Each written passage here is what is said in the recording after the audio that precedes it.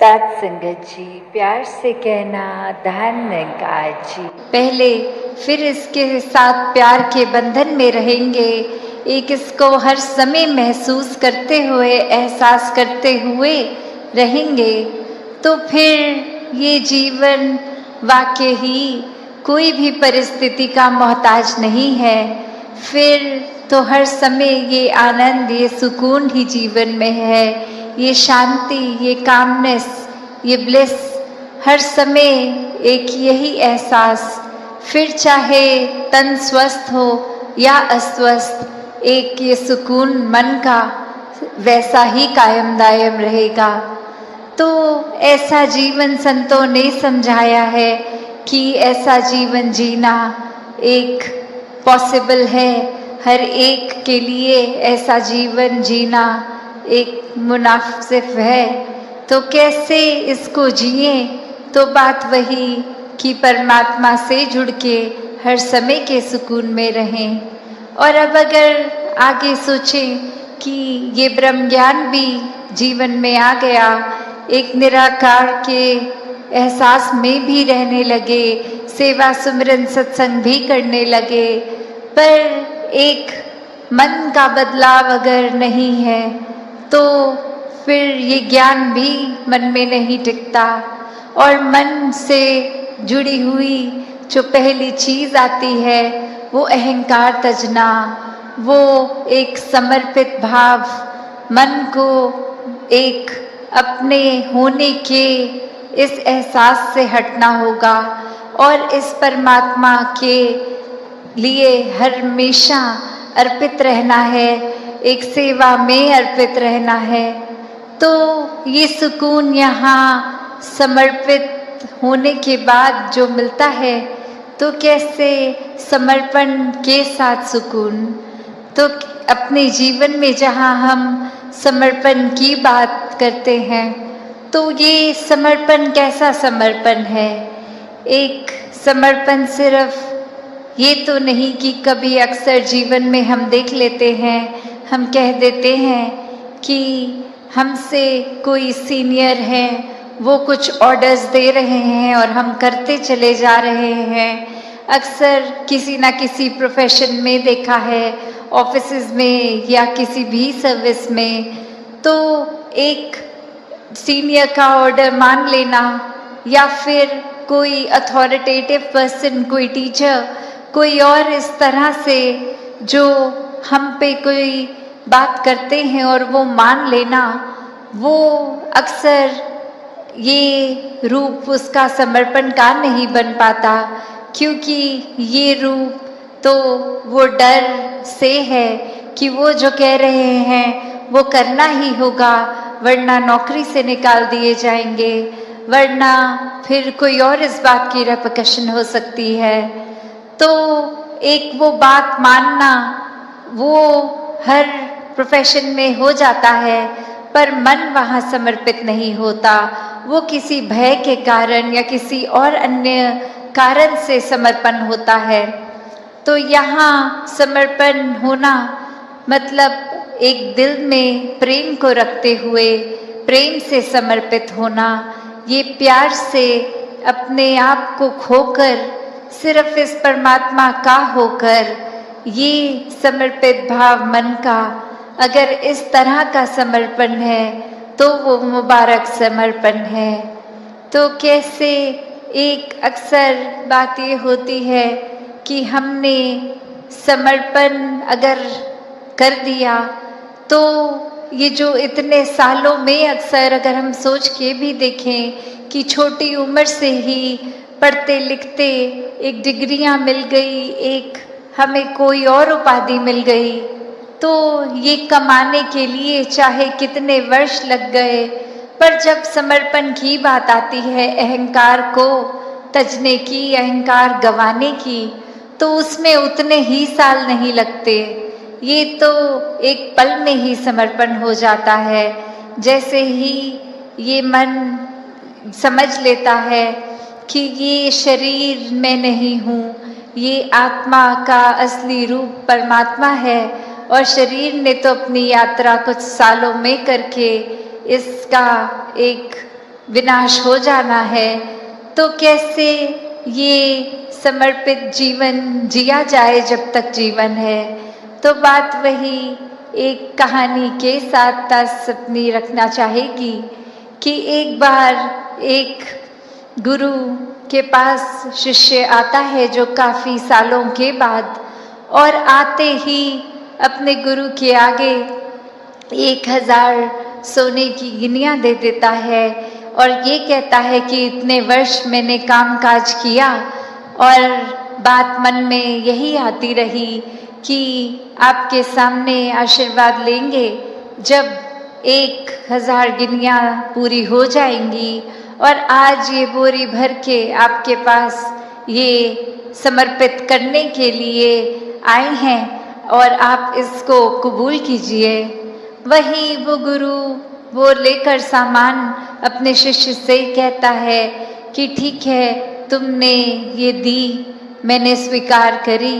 और अब ये जो सामने नदी बह रही है सारी की सारी ये गिनियाँ उस पानी में बहा दो। और अब वो शिष्य के मन में सवाल कि क्या ये एक क्या ही बात हुई, इतनी मेहनत जो करी कि गुरु को देंगे और अब वो दे भी दिया, तो उसके बाद वो इसको अपने पास नहीं रख रहे हैं, वो इसको नदी में बहाने को कह रहे हैं। तो वही वो सवाल कि क्या फिर वो समर्पण था कि अगर एक क्या होगा अब उस वस्तु का, जिस तरह हम देना चाह रहे थे वो उस तरह अपनाई नहीं गई, उसको साथ तो कुछ और ही करने को कह दिया। तो वही ये ख्याल जहाँ उस शिष्य को आया और फिर वो अपने मन पे किसी तरह काबू करके, क्योंकि अब गुरु ने कहा था तो वो फॉलो करने के लिए किसी भी सोच विचार के साथ चला तो गया नदी किनारे कि ठीक है, अब कहा है तो ऐसा ही करना होगा। और वहीं काफ़ी देर हो गई और अब गुरु भी इंतज़ार कर रहा है कि ये इतनी देर से लौट के नहीं आया, इतनी देर क्यों लग रही है वो उसको वो सिक्के नदी में बहाने के लिए। तो फिर वो गुरु ही खुद उस नदी किनारे जाते हैं और क्या देखते हैं कि वो शिष्य एक एक करके सिक्के को फेंक रहा है, जिसकी वजह से वो बहुत ही देर लग रही है। वो एक बात फिर गुरु समझाते हैं कि ये समर्पण करना है तो इतनी देर क्यों लग रही है, समर्पण तो एक साथ ही किया जा सकता है, पूरी की बोरी को एक साथ ही नदी में बहाया जा सकता था, तो एक एक करके क्यों, इतनी देर लगा के क्यों। तो ये कहानी में तो ये मन की अवस्था ही है कि हम किस तरह एक अपने मन को इस तरह मान लेते हैं कि कोई अटैचमेंट हो गई, कोई और कारण से अगर ये लगा कि कुछ वस्तुएं इकट्ठी हो गई हैं, कोई उपाधियां मिल गई हैं, या कहीं अपने मोहल्ले में अपने दायरे में बहुत नाम कमा लिया है, एक हमारा कुछ औहदा कुछ रिस्पेक्ट बन गई है, एक तरह के हम सेलिब्रिटी बन गए हैं, कुछ 2-4 लोग हमें जान गए हैं, तो ये एक इम्पॉर्टेंट होने का अहंकार या कोई और तरह का अहंकार ये मन में घर कर लेता है। तो ये सारी चीज़ें सिर्फ इस्तेमाल के लिए, और ये चाहे फिर ये मानवता का संदेश उस रूप में एक गुणों को अपनाने वाली बात, तो चाहे बेशक छोटी उम्र से ये पढ़ाई सिखाई जाए, पर ये जीवन में हम हमेशा इसको कोई ऊपरी पढ़ाई की तरह ना लें, कोई सिखाई गई चीज़ की तरह ना लें, क्योंकि जिस समय ये परमात्मा ये निराकार ब्रह्म ज्ञान से जीवन में उतर गया, वहीं एक हमारे अंदर से भाव बेहतर मनुष्य बनने की, और इसकी कोई उम्र भी नहीं। स्कूल तो फिर भी एक 12वीं कक्षा तक हो सकता है, पर ये जीवन कैसे एक हर समय की शिक्षा है, कण कण से शिक्षा लेना है हर एक को, कि कैसे एक ये भाव भी, अक्सर जो बात अहंकार की आती है वहाँ ये बात भी होती है कि जब किसी ने मान लिया कि सब कुछ तो हमें आता है, मैं हर चीज़ बखूबी करता हूँ, तो कोई भी चीज़, नई चीज़ या कोई पुरानी चीज़ को ठीक तरीके से सीखने की ये इच्छा कि इसको सीखा जाए, ये अहंकार की वजह से संभव नहीं हो पाता। तो कैसे अपने जीवन में जहाँ हर कोई ताउम्र छात्र रूप भी बना रहे, एक वो सीखना तो है, पर क्या सीखना है उस पे गौर करें। क्योंकि पूरा दिन अगर हम देखें तो ये आँखें भी, ये कान भी, ये ज़बान भी, ये बुद्धि से भी, हर तरह के ये जो हमें इनपुट्स मिल रहे हैं, तो क्या हर एक चीज़ सीख लेना समझदारी है? एक भलाई उसमें है क्या? नहीं। एक फिल्टर की जो बात होती है कि क्या चीज़ देखकर भी अनदेखी करनी है,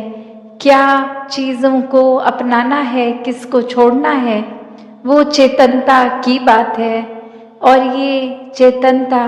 ब्रह्म ज्ञान से जहाँ एक आत्महत्या के जीवन में, एक ये स्पिरिचुअल लाइफ में, तो हर समय ये बहुत ही अच्छा माध्यम ये टूल। पर एक और बात भी देखी जाए कि अगर हम कोई दुनियावी, कोई मटीरियलिस्टिक अपनी रिस्पॉन्सिबिलिटी, कोई काम काज भी कर रहे हैं, कुछ भी कर रहे हैं, तो उसमें भी चेतनता होनी बहुत ज़रूरी होती है। चाहे वो अक्सर छोटा सा एग्जाम्पल ड्राइविंग का भी, कि सड़क पे होते हैं तो अक्सर वही पंक्ति बार बार नज़रों के आगे आती है कि सावधानी हटी दुर्घटना घटी। तो ये हर समय चेतनता की बात है कि कहाँ पे हैं हम इस समय, वो एक एक पल का हमें होश, वो खबर, उस पल में ही रहें। वरना तो सोच एक सेकंड लगता है इधर उधर भागने में, ध्यान भटकने में। तो कैसे जहाँ उपस्थित है शरीर, वहाँ मन को भी उपस्थित रखना है, और ये चेतनता हर समय की जीवन में हो। तो फिर बात वहीं आती है जहाँ से हर बात की ही शुरुआत है, ये परमात्मा, ये निराकार, ये जो बेरंगा है, इसके एहसास में हर समय रहना एक पॉसिबल है। एक हर एक पल इसी के एहसास में जीना संभव है। संगत जी, धन्यवाद।